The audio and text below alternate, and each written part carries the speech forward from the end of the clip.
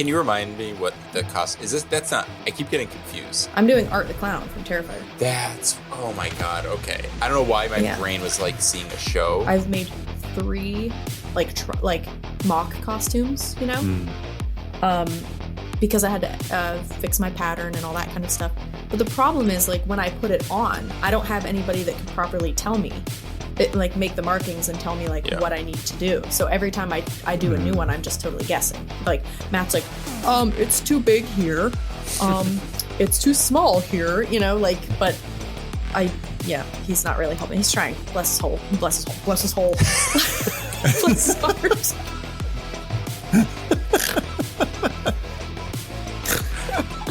Bless his hole and his heart. All of it. You're listening to How I Met Your Monster, a podcast that explores the introductions to your favorite movie monsters. My name's Zach. I'm Danny. And I'm Casey.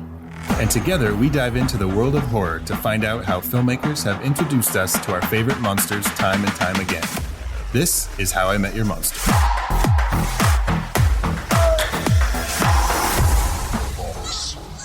You opened it. We came. I met him 15 years ago. I was told there was nothing left. Who are you? Explorers in the further regions of experience. Demons to some, angels to others. Call you Meatloaf?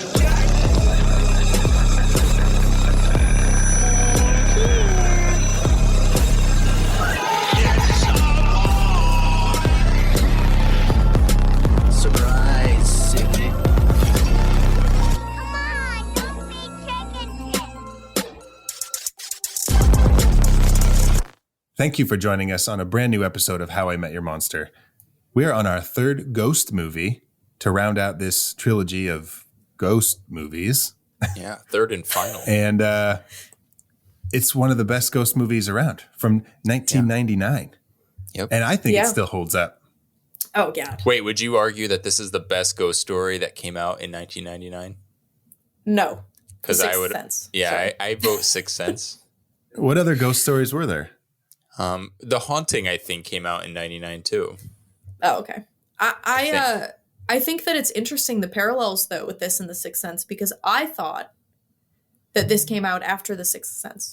So I was like, oh, they totally fucking ripped that. No, they didn't.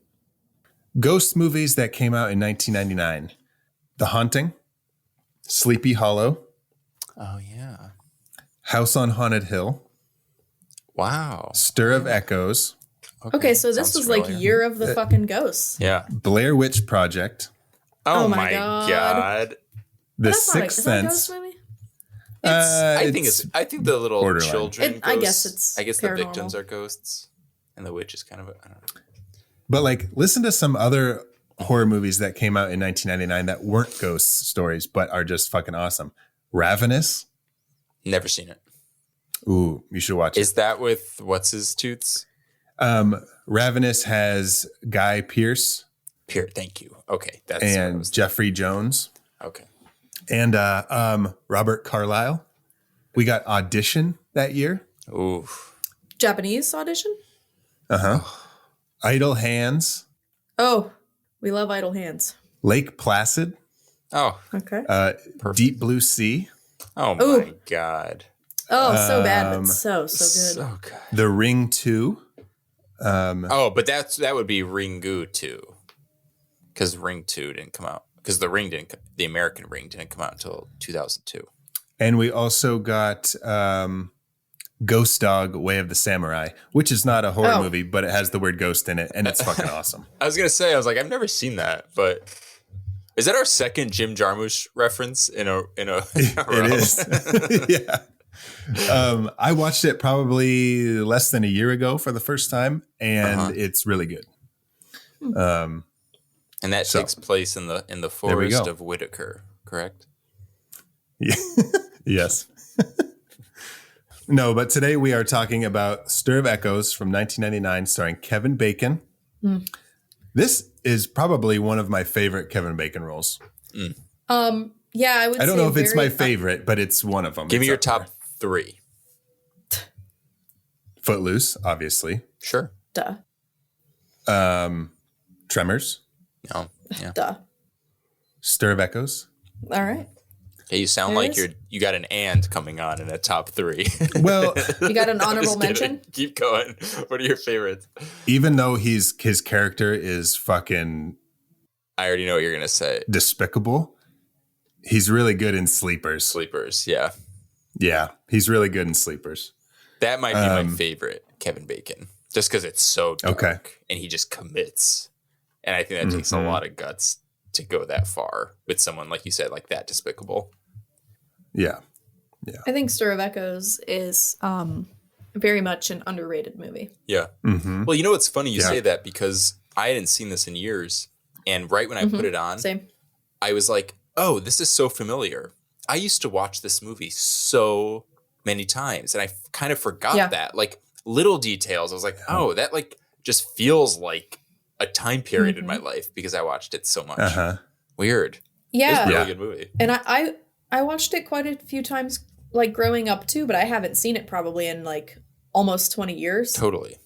But Okay. I didn't remember the details of it. Mm-hmm. Like I didn't remember that Okay. it was the kids. I thought that it was the dad Oh, that actually did it. So I didn't remember that. yeah. And I thought she was in the attic for some reason. In the wall in the attic, not the wall in the basement. So I'm thinking like he's going in the basement. Oh, he's still got to work his way upstairs somehow. Gotcha. That brings me to my second not trivia question, but personal question of the night. Okay. What's scary? Wait, what was your first one?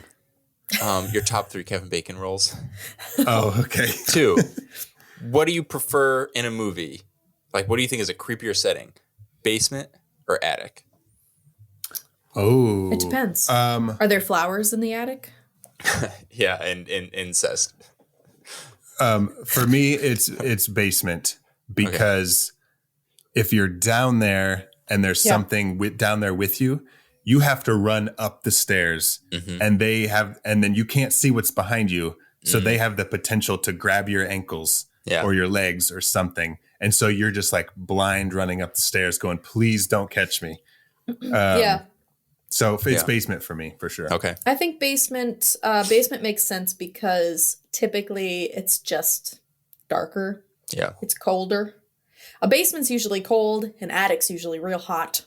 Mm-hmm. Oh, You that's know? a good point. So a Heat dark, does rise. dingy basement. Okay. I have Dan, to what agree about with you? all of your points. I think aesthetically, I prefer an attic because you get Oh, like of if you're course, outside, you get the aesthetically. creepy like silhouette of someone in the window. Like that spooks me out. Yes. Oh, yeah. A pointed ceiling, typically. Yeah. Yeah.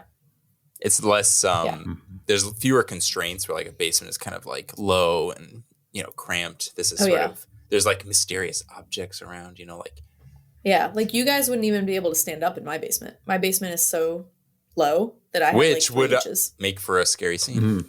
because now you're It would, especially because like the ceiling could fall on you in any moment down there.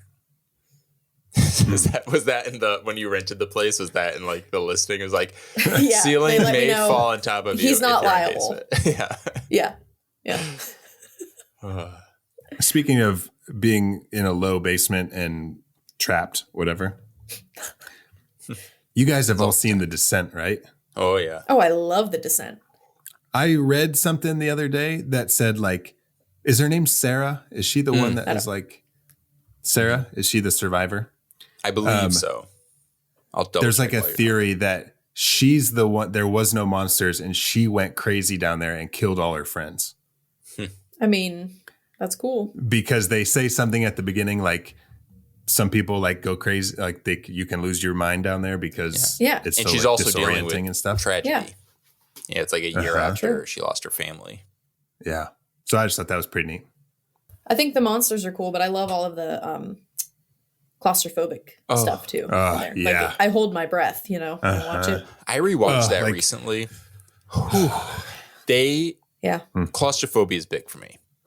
Claustrophobia, cockroaches. I hate saying the word. But I hope that came out in the microphone. My mouth. I feel like it's in my mouth now. Danny, Those do you two remember things. the time? Do you remember the time you walked into like your entranceway to your apartment in Brooklyn and there was a cockroach Oh my god! and it flew up It on just you? my God. had wings. It was just flying at me, not away. Oh, that when I say Cody laughed so hard that he was like on the floor, like he was crying. He was crying because it was fun. It was a funny like visual gag to see, but also just like so ironic that the one thing that I'm so scared of, I had to like face on, like head on in like this enclosed room, like really small room. Oh, fuck that. That's why I'm excited. I am excited about, because I love Arachnophobia, but I am looking forward to the remake. Yeah. But I'm really worried that they're going to expand on like the types of bugs that we see. And I hope they just stick with spiders. Freak me out, but I find them fascinating. There are some other bugs, which like the one I mentioned, and I will not repeat again, that are just, I can't do it. But didn't you like I did, yeah. Joe's apartment? Yeah. No, I love Joe's apartment. You know, the classic Jerry O'Connell. I feel like that was 99 too. Maybe 98. It might have been. It may have been. No, why can't I think of the movie? I know what you're talking about. Guillermo del Toro. Oh, Mimic. Mimic, thank you. Mimic, yeah. Yeah, no, I love Mimic, and I went into that fully prepared for what I was about to see. Okay. And I don't know what it was. You know, I guess it Nothing just jumping takes at your face. It just takes a classy filmmaker like Guillermo to take something that I despise so aggressively. Oh yeah. And make it digestible. You know, yeah. To sit down for 2 hours. Speaking of 2 hours, by the way, Scream 6, 2 hours and 3 minutes, clocking in as the longest Scream movie on record. Just needed to Danny, point that out. This episode is actually about Stir of Echoes. Yeah, the stir of echoes that I felt when I scream the word Scream 6 into a cave and it bounces back. It's there's a stir of echoes. All right. Well, back to Stir of Echoes then. Stupid.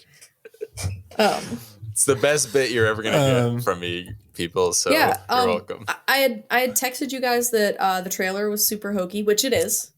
The movie is much better than the trailer. Okay. So I haven't seen the trailer since whenever. I didn't watch it during this rewatch, but I feel like in my head, just the idea of the Stir of Echoes trailer, I feel like it's very similar to the you wouldn't steal a car, you wouldn't steal a purse anti-piracy thing. That's funny. Kind you know what I'm talking about? Like really like I was going to say yes. Yeah. Well, that's how a lot of like the ghost sequences are in this, or like the hypnosis. It's very MTV, you know, like grungy kind of. I guess that makes sense. I didn't pick up on that until you just said it, but yeah, like in the trailer, there's like the winding camera and you wouldn't steal it. It's spinning around and like, you know, all that kind of stuff. And speaking of MTV and Joe's Apartment was the first movie released from MTV Studios. That's so funny. Mm-hmm. I love that movie. It was the cock of the walk, as they say, or the cockroach of the walk. That's right. Okay, well, before we get started on Stir of Echoes, let's hear what you guys watched over the last couple of weeks. I went and saw, what did I see? Why am I blinking? Knock at the Cabin, the new M. Night Shyamalan movie. Oh, that's a bummer, huh? Yeah. Did you watch it? How was it? No, I've given up on him. So what do you want to elaborate on that? Like what it was that you gave up on? I've given up on M. Night Shyamalan because I haven't liked any of his movies since The Village. So yeah, that's fair. I know. If divisive. I were somewhere and they said, "Hey, I'm going to put this movie on," I would watch it. Yeah. But I'm not going to go see it at the theater. Yeah. How was it? It was good. I know there's a lot of discourse right now about it being based on a book and, you know, whether or not he made changes and whether it was better or not. But I went into it completely blind. Like I didn't know anything about the book. I didn't really know anything about the movie. I avoided trailers. That's the best way to do it.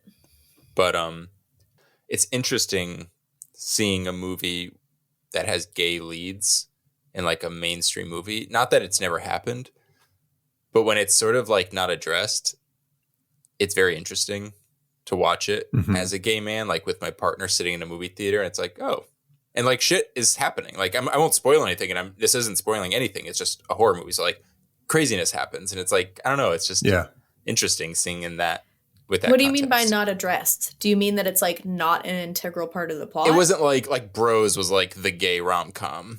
Yeah. You know? Yeah. Like this wasn't like the gay M. Night Shyamalan movie. Right.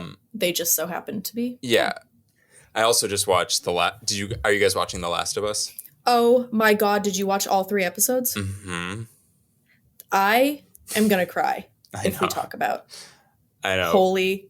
Well, shit. I had seen the first episode and I enjoyed it, but I wasn't, racing for the remote to watch 2 and 3. But everyone was, it was funny because everyone kept reaching out to Cody and me and they were like, have you seen the 3rd episode? Or no, are you watching Because The you're Last of gay? Us? And it's like, yeah, uh-huh. Yeah. And I was like, yeah. And they're like, did you see the 3rd episode? It's like, no, not yet. Like, I think you'll like it. Oh, Dude, why? it was. I just think you'll like it. But I was like, aside, oh, it's a gay okay, episode. aside, Okay, got it. aside from the gay couple, Yeah. wow, No, really good. I can't even. Phew. It was. I Really cried good. the entire time. Yeah. So Zach, I didn't know you where it have was no idea. going. I didn't know. I was just like, because you're just sitting there with like bated breath because it's like anything could happen. No right one now. knew where it was going because it's not the same as it is in the game. Oh, that's cool. So all of that being said, I'm not going to talk about the game. I'm going to talk about the show, but I'm not going to go into details. We're only going to because talk about the spoilers, but we won't say anything else. So the 3rd episode of The Last of Us, I would say that this is probably the only thing that I've watched in the last couple weeks since we recorded. But the 3rd episode is just, it was one of, and I'm not usually into like the love stories and stuff. Yeah. But man, I cried during the entire episode. It was just so amazing. It was showing that tiny little bit of light in something so terrible, especially because when there's some sort of apocalyptic event, like you don't have a career anymore. Money means nothing. You're not, you know what I mean? Not that those should be the most important things in somebody's life anyway, but literally the only thing you have left is your relationships and like your interactions with other humans. Mm-hmm. Mm-hmm. And so they won, you know what I mean? Like that was. These aren't spoilers. This is like the hook of the episode. You said they won. They did win because they loved each other, because they had a relationship, because they loved each other.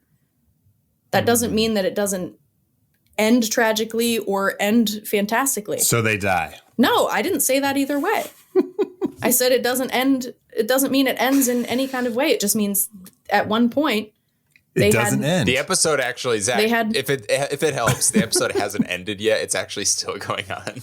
It's just an endless, infinite episode. So technically, there's no way to spoil the ending. I didn't say anything. I didn't spoil anything for you. Okay, good. She didn't spoil anything. Spoiler. What? It's not a spoiler.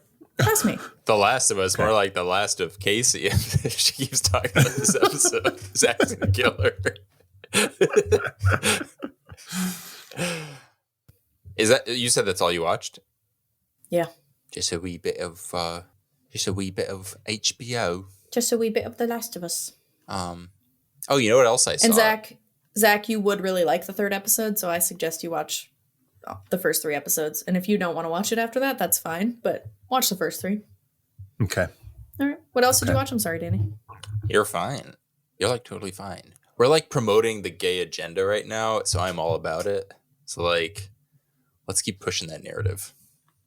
All right. This will be the gayest episode we've ever recorded.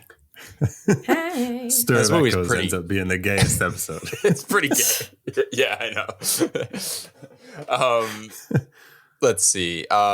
So watched Knock at the Cabin. I enjoyed it.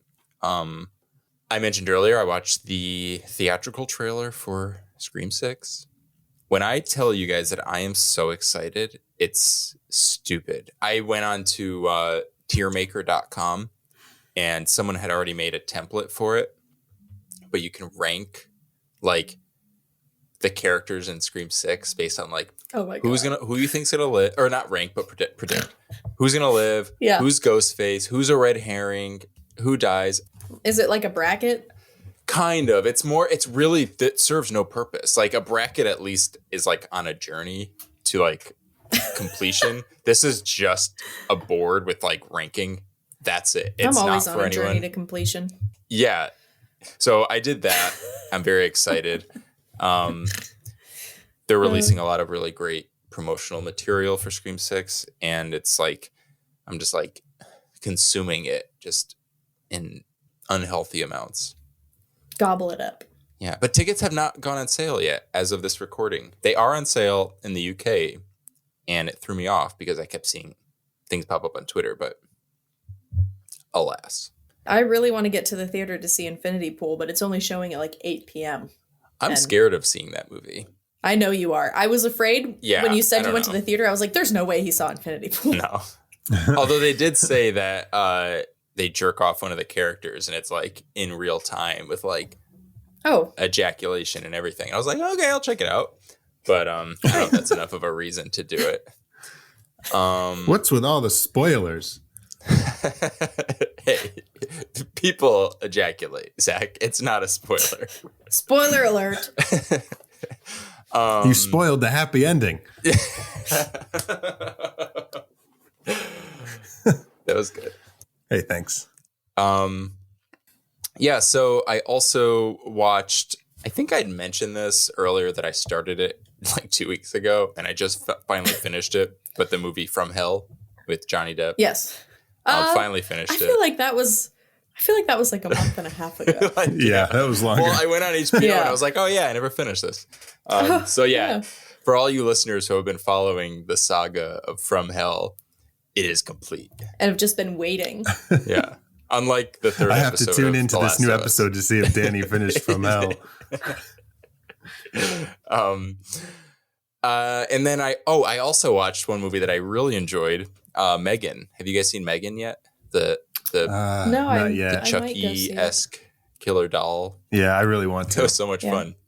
I got Cody to watch it, and he's hit or miss with horror.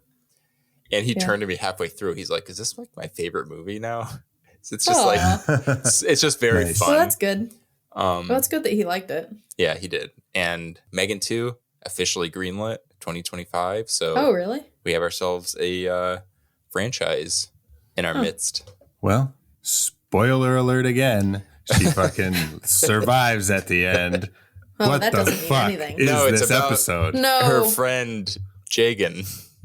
It's Jagan. Jagan. It's Megan. yeah. Megan. It's Tegan and Sarah. It's just about Tegan and Sarah in the sequel. I have not watched anything because of work. So Yeah. Okay. and baby. Well, except for Stir of Echoes. Stir of Echoes. I watched Stir of Zach's like, nope. Echoes. Also didn't watch that. Nope. And speaking of Stir of Echoes, Yeah. are you guys ready to meet our monster? Yeah. Let's fucking do it. Let's jump right in. Let's dig for that fucking. Let's dig into this. Let's really dig into this movie. Let's take a jackhammer to this movie. Why? Oh, damn it! I blanked on the word I was gonna say. Oh, let's lose our deposit on this episode and drill a hole in the floor. Let's pay $10,000 in damage for this movie. Plus the cost of a jackhammer.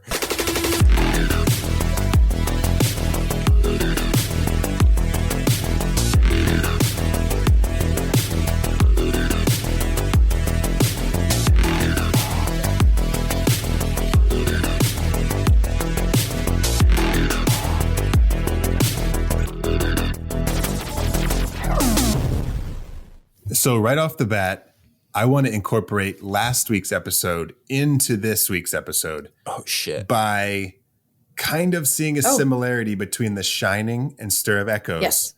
With the police officer Neil and Jake, and the kind of like Okay. he's gifted and there's this guy and he's Which- like a mentor and all this stuff. Definitely thought What about that. is that all I'm about? really What's okay. I'm really glad there's you something said there. that because as I was writing my notes, I did some like intro stuff. You know, like what is Stir of Echoes? Okay, it's based on the novel, 1958 novel from Richard Matheson. And the second I said that, I was like, Richard Matheson is one of Stephen King's favorite authors.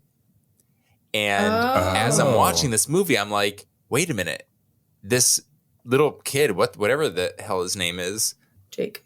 Jake, I was like, I made a note. I was like, does Jake have the shine? And I mean, he has something like that. Yeah. And then they meet that guy Neil in the cemetery, who's basically sort of another version of Dick Halloran, who's just like informing this younger kid who has a similar gift what his gift is.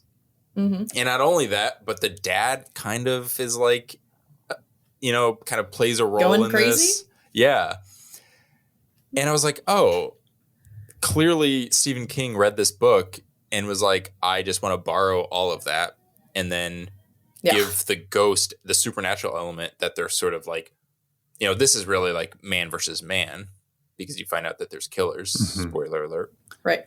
And then he obviously just kind of like goes all out and like, what if someone, what if a supernatural force fed off of that or like took advantage of it? Right. But yeah. Also very Dead Zone-y in a way. Even like with the flashback element, whenever he touches the corpse, he kind of sees something, which I feel like isn't also kind of the shine. I don't really know enough about that story, if that's like canon. This movie I liked a lot because it has a lot of different horror subgenres in there. You know what I mean? Mm-hmm. There's a little bit of whodunit, so there's a little thriller aspect of it. Yeah. There's some gross stuff in it, so you have a tiny bit of really uncomfortable. There's only 2 moments of like mutilation that are so small, but so very effective because they're so uncomfortable. Like, what is more especially uncomfortable with the context of teeth and nails? He said, literally wrote that down. I said, these are 2 of my biggest fears: teeth falling out and fingernails ripping off.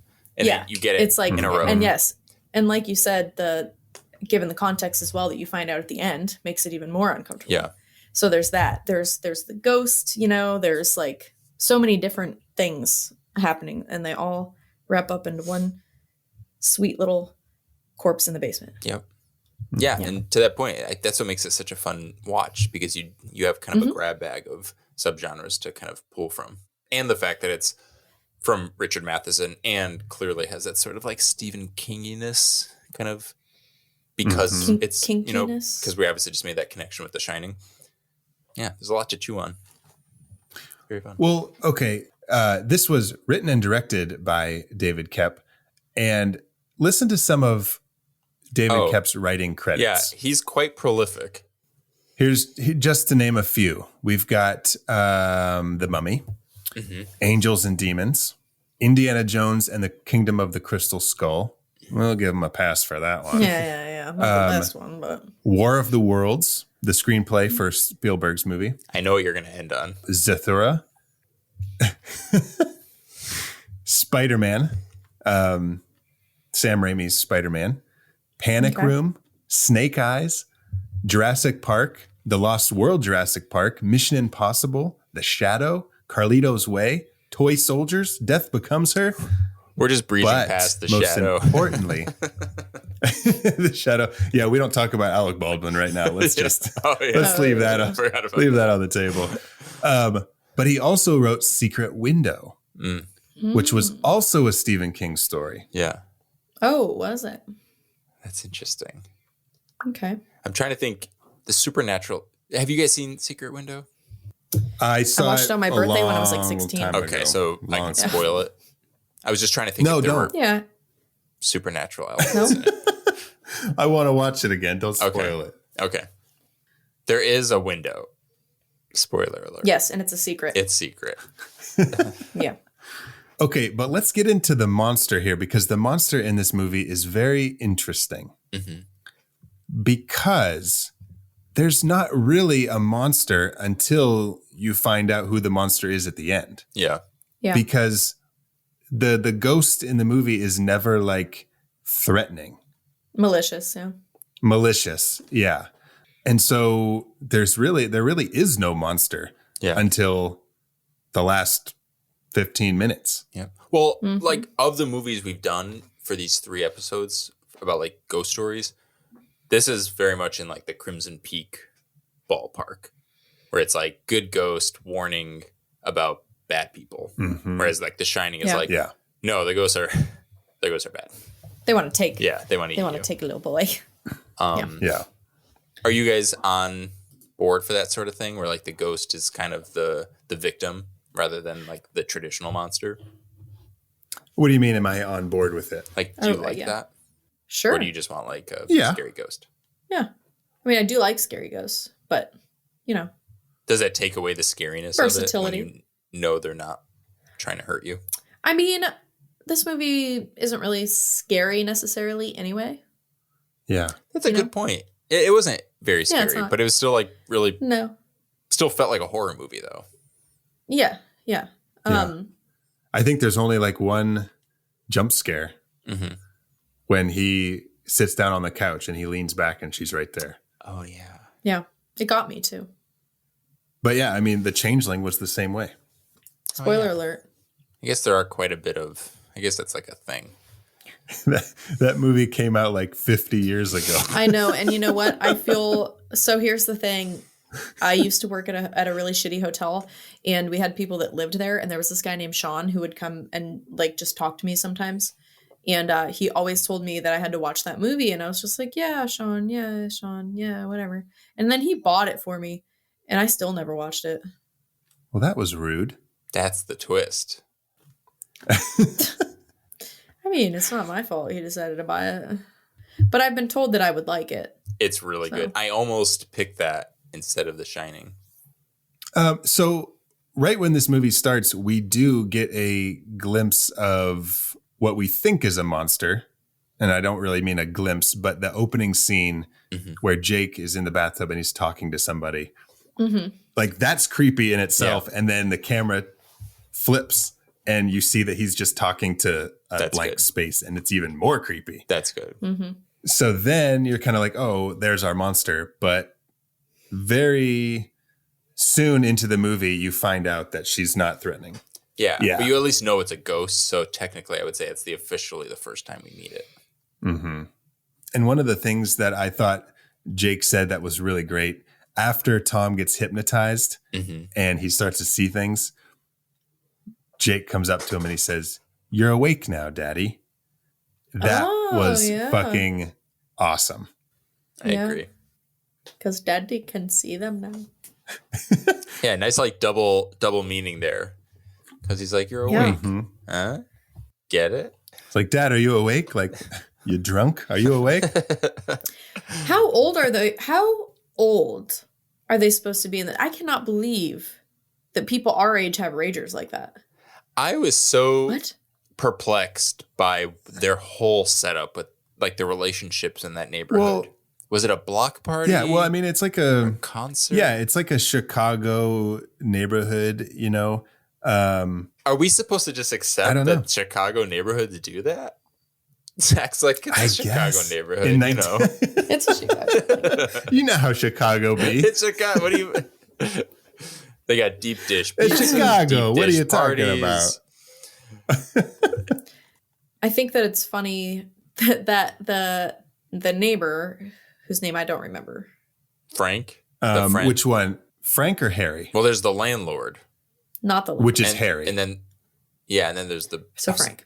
See, it was weird calling him a brunette, but the brunette...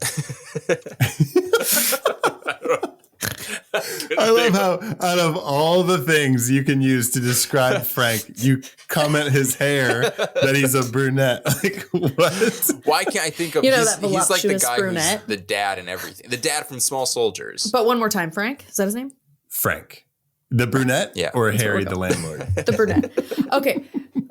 So I thought that it was... I really did like that they made Frank out to be this like terrible... annoying, I guess not terrible, but he's annoying, sexist. Right? And he's like, but then like when they drop the hard R, he like defends, you know, and he's like, don't say that word. And then he gets shitty again at some point, but then he ultimately turns into like the savior of Tom and his family. Yeah. But what I will say is my favorite line in this entire movie is when his wife is talking to Tom's wife. And they're talking about him wanting sex all the time, I believe. And she says he would stick it in soup if it's still warm. And I just think that is genius writing, you know. So, Danny, here's a question. Would you? Is this going to be about fucking soup? Because I can leave. It is. I'm going to answer your question before you even ask it. Yes.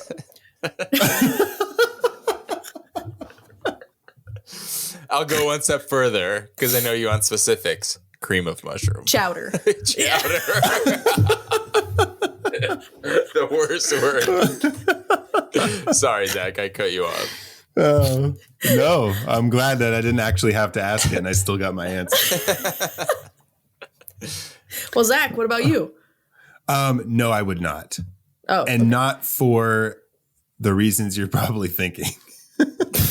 What? So you What other reason is so there? you wouldn't put your penis into warm soup to be aroused, but you Correct. might do it for other reasons. No. No, what I'm saying. I wouldn't do that, but not for the reasons you think. Wait a minute, we gotta unpack that.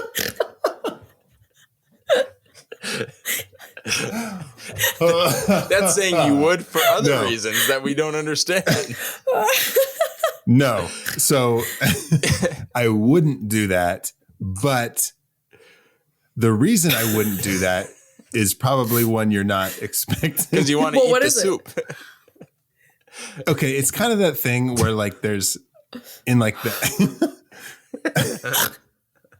No, so you know in like the Amazon, if you're like in the river in like the jungle, So there's like to see how this gets to soup. there's like little fucking fish or parasites or something that can Yeah, so you don't swim want anything up. to crawl up your dick. Yeah. But soup. I don't want to put it in soup for that same reason.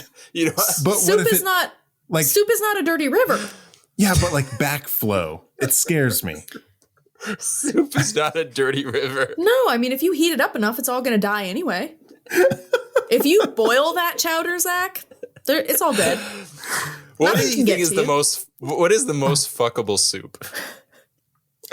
It probably is chowder. I think, well, not for you, Danny, but clam chowder, because clam is another word for, hoo-ha. Mm-hmm. So Yeah, it's got to be New England clam chowder. I think for a straight man, probably clam chowder. Oh no, what But, would be for a gay man? I don't know. Are you attracted to potatoes?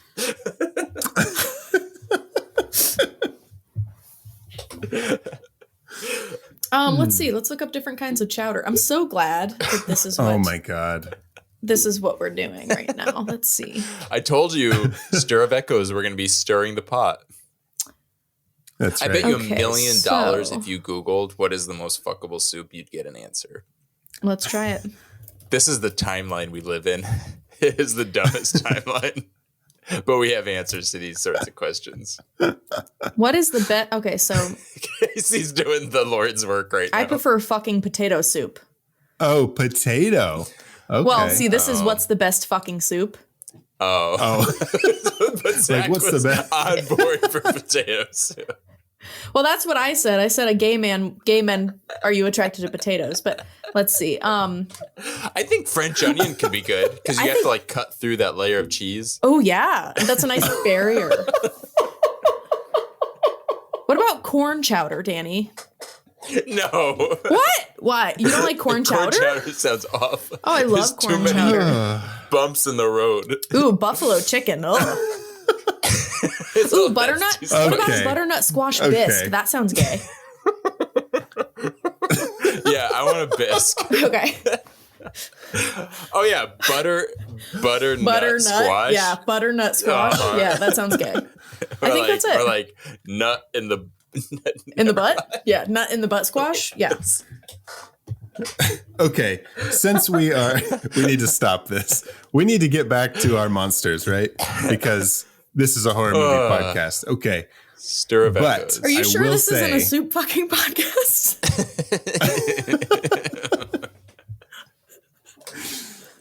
But when Jake and Maggie meet Neil in the fucking cemetery, and he's like, Daddy has it too, doesn't he? And they're like, yeah. And Neil says, tell Daddy to come by and see me tonight. He's got soup. Tell him to bring the soup. So what I did really enjoy this movie, but That's what funny. I will say is that because there was nothing that happened, and then she went to the house and they kind of like talked for a second outside and whatever. It felt a little bit unnecessary. But also, like, since it played such a small part, it wouldn't have been unnecessary if they maybe would have gone a little further with it. You know what I mean? You mean with Neil's character? Yeah. Totally. You know, it was like, it was very convenient. Like, they happened to be at the right place. They just wanted to squeeze something in there real quick to add that, like, you know, like The Shining kind of thing, or even though this was before The Shining, but which I feel like they could have done with the aunt. Like, oh yeah, true. Yeah, you're right. That scene does feel kind of just like placed in there because it doesn't really do anything. Right. Oh no, you know what it does? What does it do? Okay. Because I was going to say Neil could have just told them this in the cemetery, but she needed a reason to get the knife in her bag. True. And so she put the knife in her bag because she was going to a sketchy part of town. Yeah. And then later she's got the knife in her bag and she uses it to stab dude in the foot.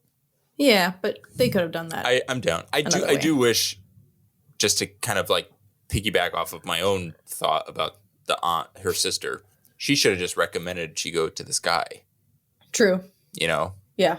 Mm-hmm. You could still have the whole scene where, like, because I thought that was really effective when they're just on a walk and I forget what Jake says, but he says like, "Oh, hello there," you know, like just something, and the mom says it too, and she looks up and she sees like the statue of the Grim Reaper. Yeah. Yeah. Like those little touches are great, but I thought you could have still gotten there with a little bit of a more narratively like direct route.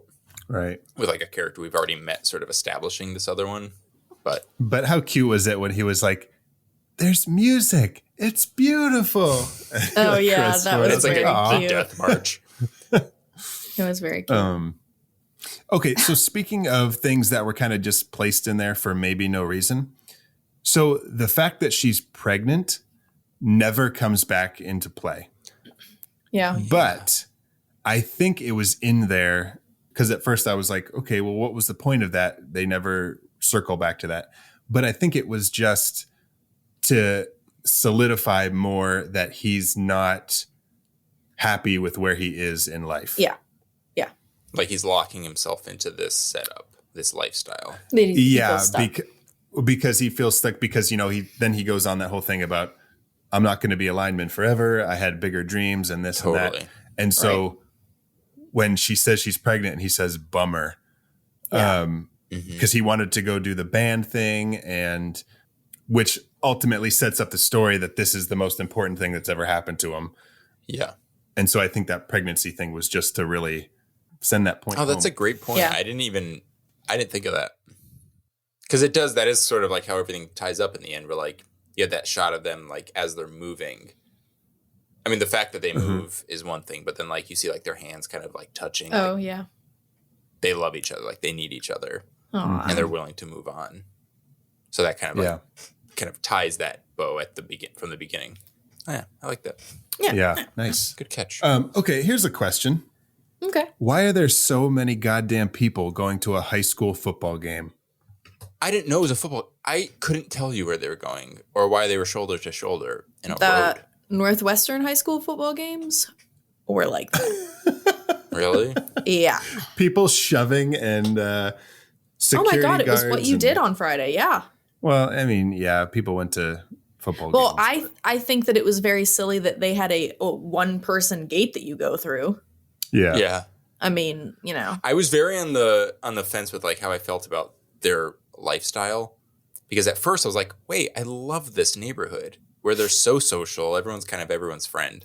Yeah, no. And they're just like having gigantic block parties until you realize like a lot of these people kind of suck. They do, They're just like killing people. Yeah, I'd rather be alone. Yeah. Exactly. I'd rather hang out at home alone. Mm-hmm. Well, I've always questioned Tom when he, I didn't like question him personally, but his actions. I questioned his actions. Where were you the night of Stir of Echoes release? When he puts Jake to bed and then he takes the baby monitor across the street and like starts drinking. Oh. I've always been like on the fence being like, okay, well, he is just across the street and Jake's. And now you understand it because you're a dad. You're like, I would totally do that. Well, no, I wouldn't do that. I know, I'm joking. But that's the thing. It's like, you think before Zach's it's like I wouldn't bring the baby monitor. I wouldn't bring No, it. I'd leave Like, it wait, all. Fuck that's that. your take on this? Anyways. Yeah, why was Jake not just at the party? Yeah, they should have brought him along. Give him a Shirley Temple. The scene opens him doing a keg stand. Like, God, this is so much easier than a babysitter.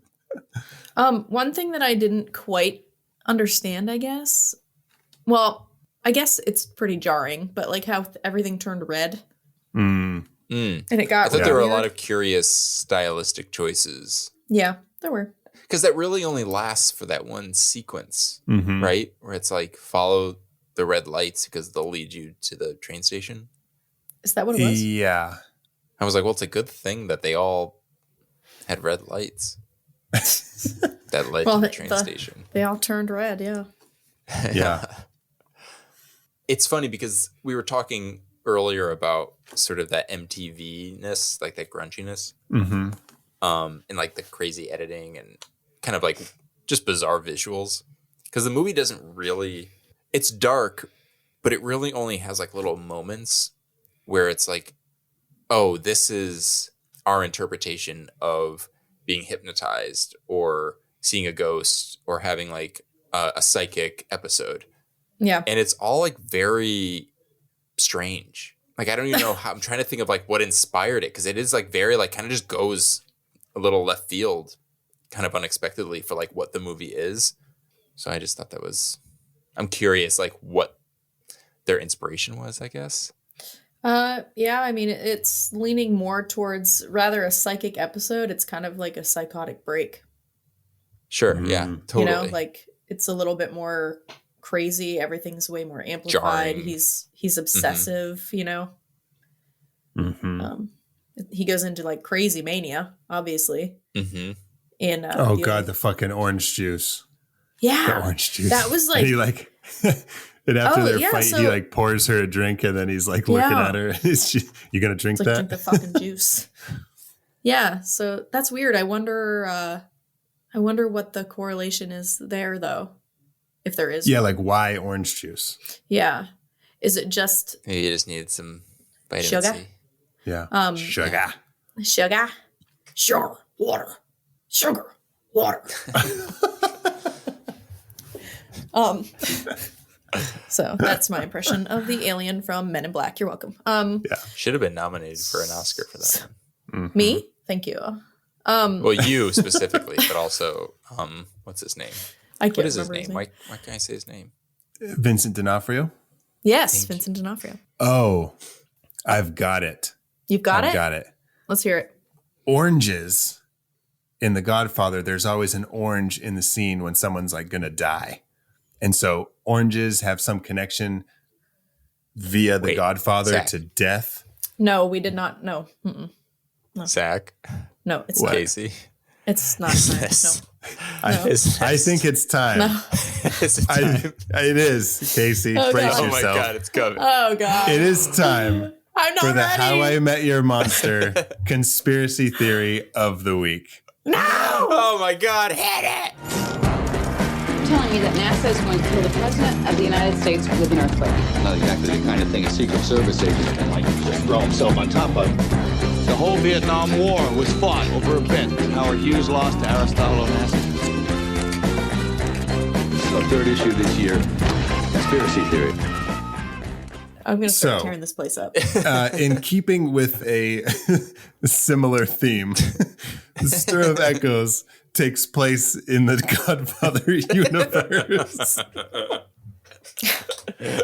Wait, I also love, didn't we establish that Stir of Echoes also exists in the Shining universe, which is like all of Stephen King, basically? I mean, we didn't. Yes. So I the guess you Godfather are. is part of Stephen King's universe. Whoa. Wow, guys. Whoa.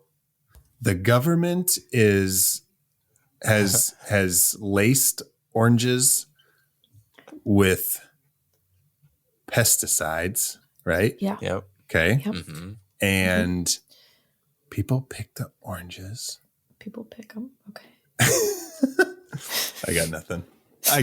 What? Well, I already You know have that nothing. the horse that's killed, Yeah, and is- the head and the bed and there's a deleted scene. I'm actually surprised we haven't talked about this, but it's buried in the pet cemetery. But since it's just a head, it doesn't really do anything. Oh, Yeah.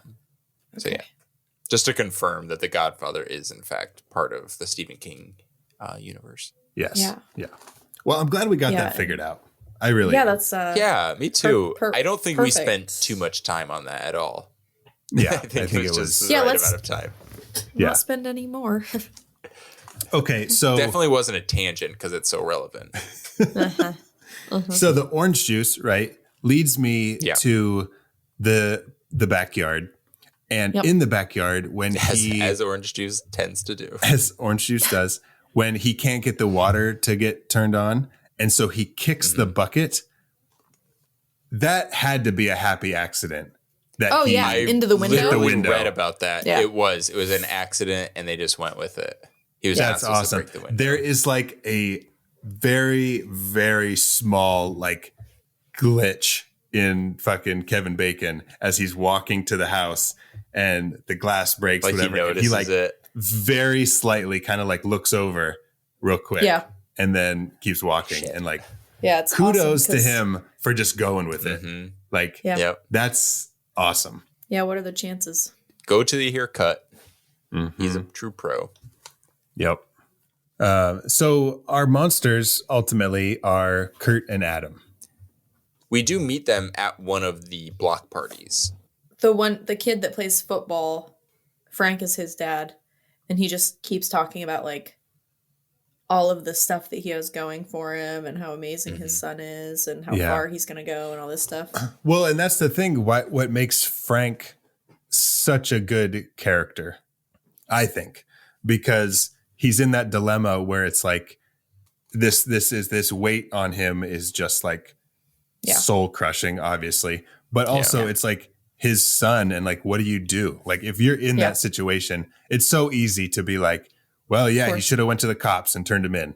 But like, that's your kid and it's his, I don't know, like, you know, the right thing to do. Yeah, Not even totally. just kids, but family members in general cover stuff up all the time, you know? Yeah. And they help. And then they end up being an accomplice. And then what can they do after that? Because what are you going to do? You're Just involved like then. turn on your child? Yeah. Now, question. So- do you think Frank would... Oh, I'm sorry, Zach. Finish your No, point. And then you might be asking the same question that I wanted to. I was just going to say, do you think he would have had that arc that he has had his son, had he not seen like how destructive this was for his son? That was absolutely not the question I was going to ask, but Okay. No, I don't know if he would if his son wouldn't have attempted suicide. Okay.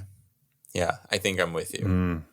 Because at that point, clearly he's seeing like the son is battling with this. Like, Right. it doesn't matter if he quote unquote gets away with it. It Right. still destroyed him. Yeah. yeah. And he So you has may as well nothing- do the right thing. Yeah. Yeah. What were you going to ask, Zach?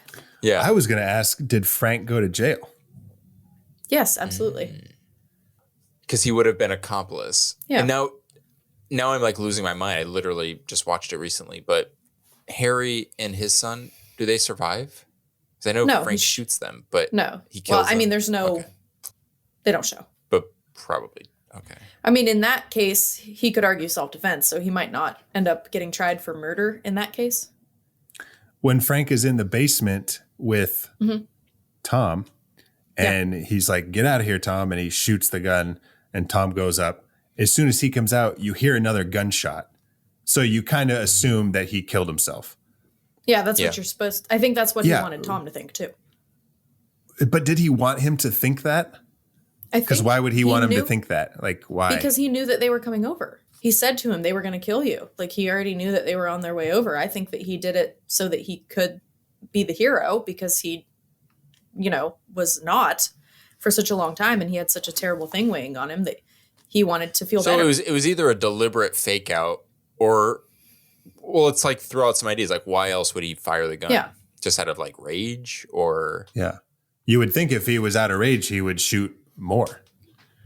Yeah. I think that he wanted him to think that he was... Maybe there's a deleted scene where he's like trying to be all serious and the gun goes off. He's like, damn it. But he also stayed down there until Yeah. he knew that they were coming, until he heard them. Yeah. Well, I guess we'll never know. Wait, hold on. I just got a text.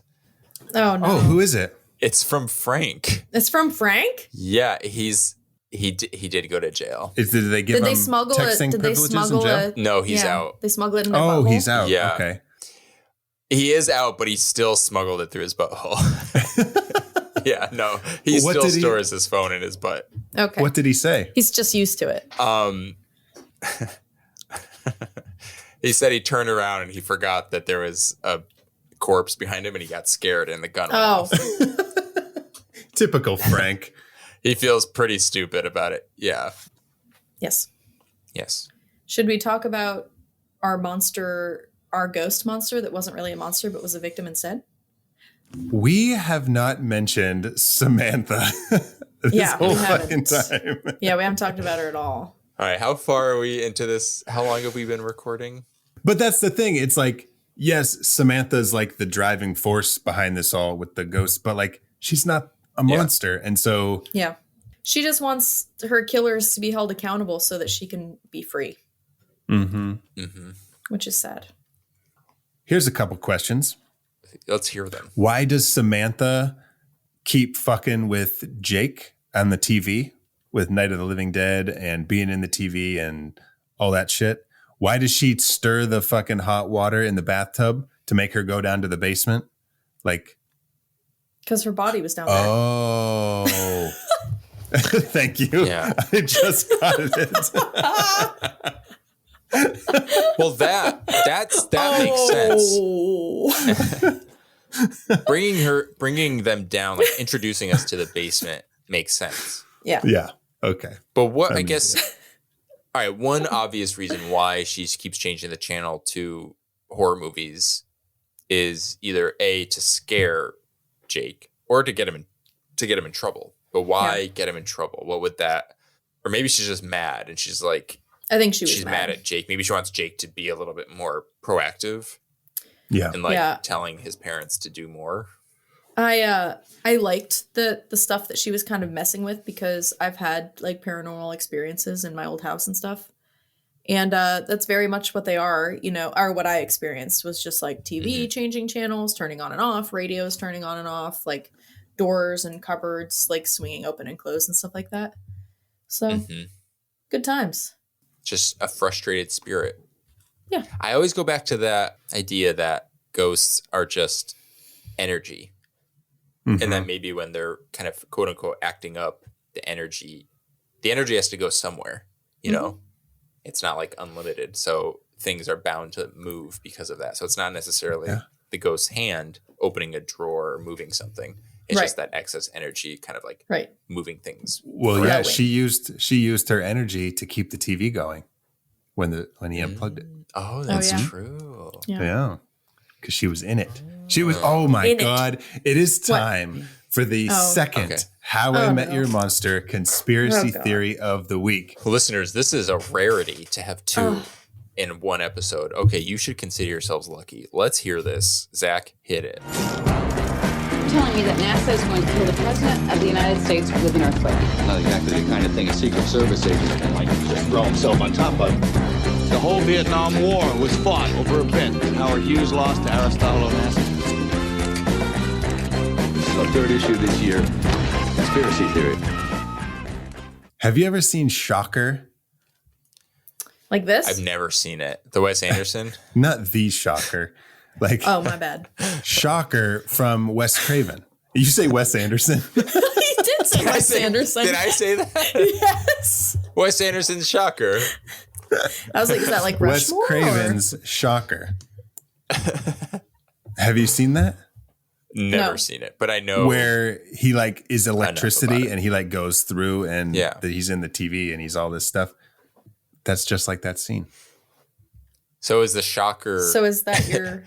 Is both the Shocker and the movie Shocker? Is that in the Stir of Echoes universe?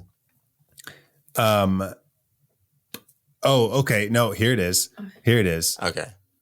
Here we go.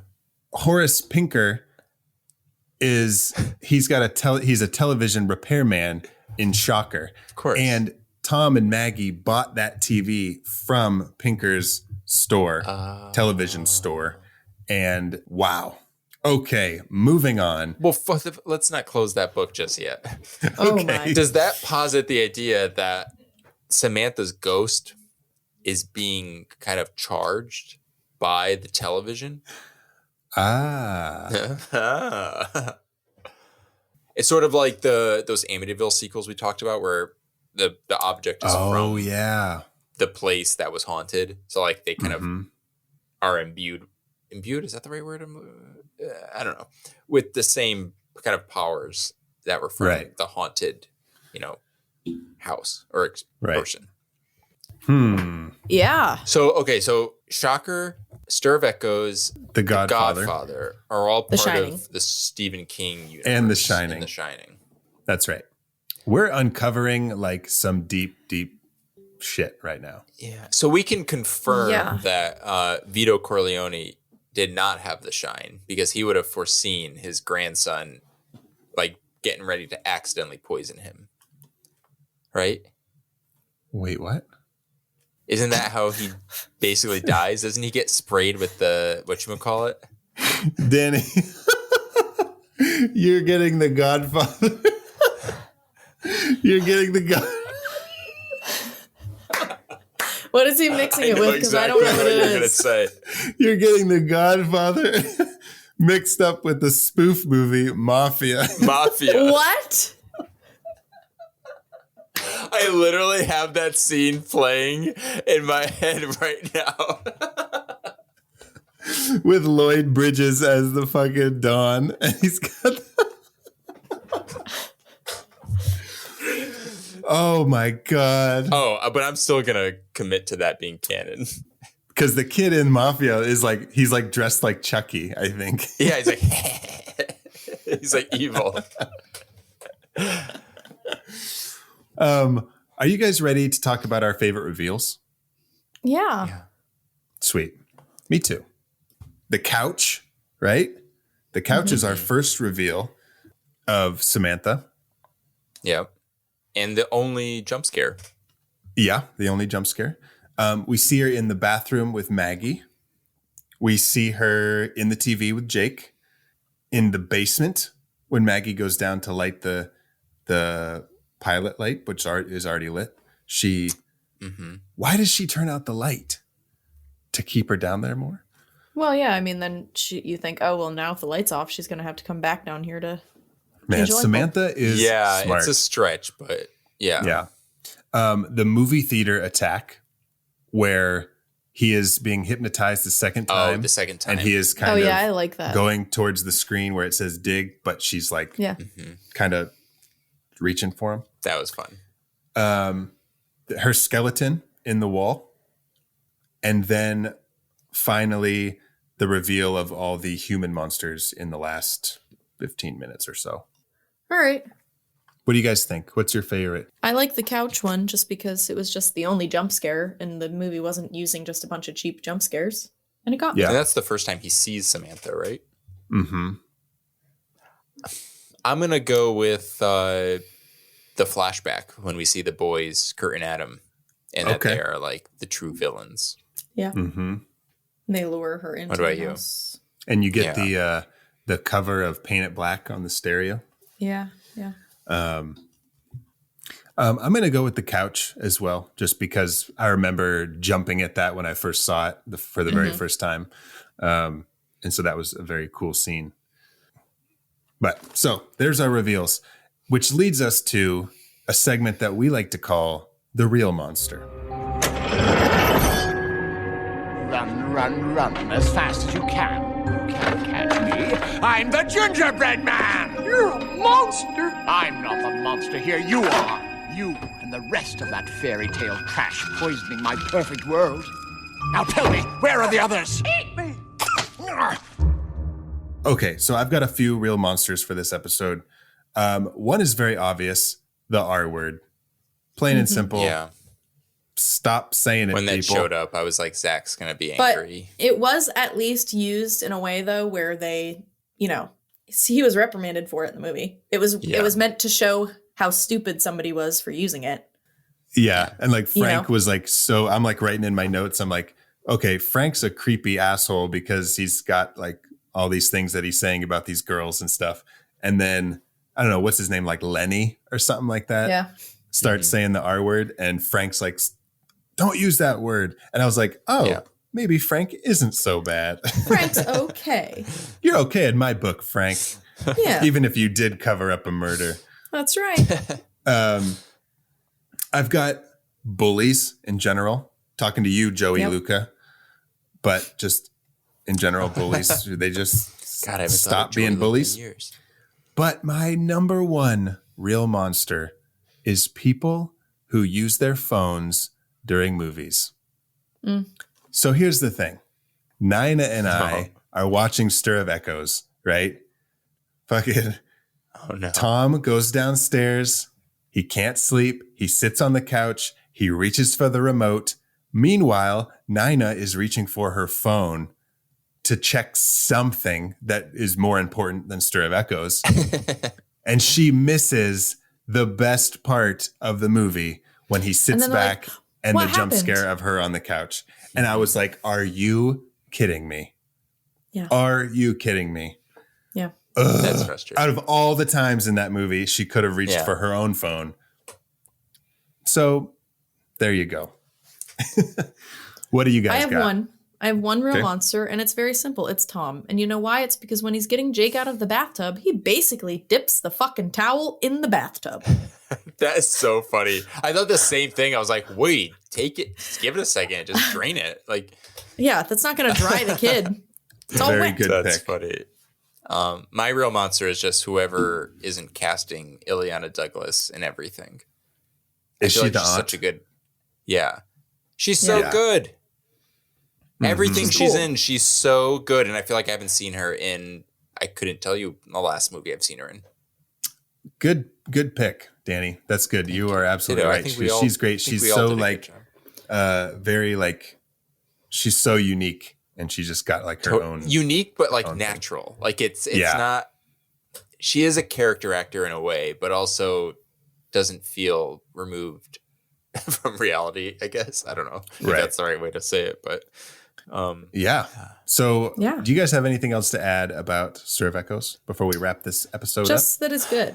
It's still good. It is good. Yeah, it was. It was a fun movie. It holds up for sure. Yeah. Thanks, Zach. Yeah, you're welcome. Yeah.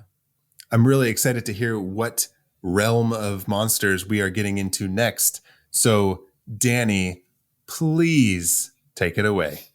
What is our next monster? So the theme that we'll be playing with for the next 3 movies is inspired by true events. Ooh. And the first movie that we will be covering is Alfred Hitchcock's Psycho.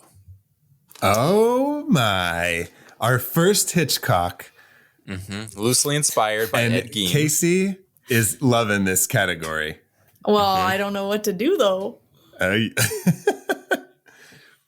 Okay, cool. So next episode, we'll be covering the movie inspired by true events, Psycho by Alfred Hitchcock. That was all backwards. I said so many things in the wrong order. Okay, so where can our listeners find you guys on social media? I am on Instagram at WolfMotherCasey. I'm on Twitter and Instagram at my name, Danny Salem, DANNY SALEMME, 2 M's like the candy, melt in your butt, not in your hands.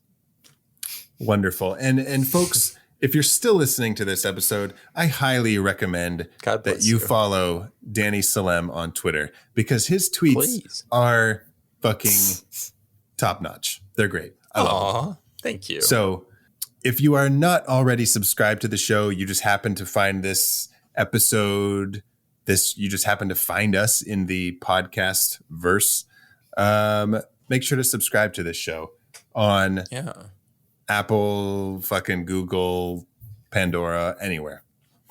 All right. Well, that's it for our trilogy of ghost movies. Thank you all for listening. Now go meet some monsters.